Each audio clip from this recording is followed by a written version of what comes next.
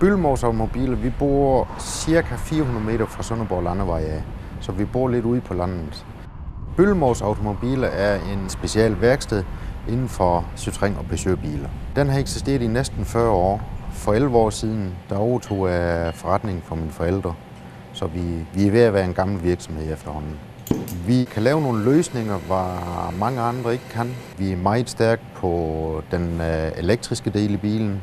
Vi er simpelthen et specialværksted inden for de to bilmærker. Vores kunder er ikke primært fra lokalområdet. Vi har en meget stor kundekreds. Den starter over fra Sjælland af, Fyn, op til Aarhus med, og så ned igennem hele Jylland og hele Als. Det, der sker, når kunden kommer ud til os, så bliver kunden for det mest modtaget af mig. Vi får så en snak om, hvad der skal ske med kundens bil. Nogle kunder vil gerne have, at vi tager bilen ind og gennemgår den, inden kunden kører herfra. De kunder, der ikke har mulighed for at kan blive afhentet af lidt langt ude, de får en kundevogn ved os, og så kan de komme senere på dagen igen.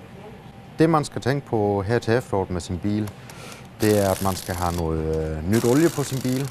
Vi skal ind og have tjekket frostvæske. Vi skal være sikre på sprinkelvæsken. Den er frostsikkert, i hvert fald ned til minimum af 15-20 grader. Vinterdæk vil jeg anbefale, at folk får på i dag. Herude hos der yder vi en stor service for vores kunder. Der er altid frisk kaffe på kanden. Vi har kundebiler til dem. Hvis en kunde gerne vil ind og se med på vores værksted, så må de gerne det.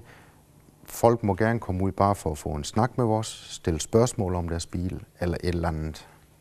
Så vi er altid åbne over for en kunde.